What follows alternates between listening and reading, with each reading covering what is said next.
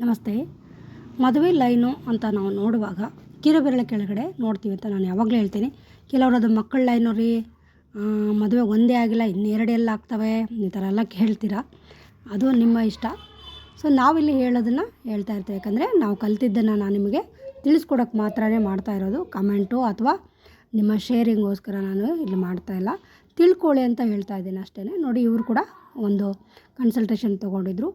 ಇವ್ರಿಗೆ ನಾನು ಹೇಳಿದೆ, ನಿಮಗೆ 2 ಮದುವೆ ಯೋಗ ಇದೆ ಅಂತ.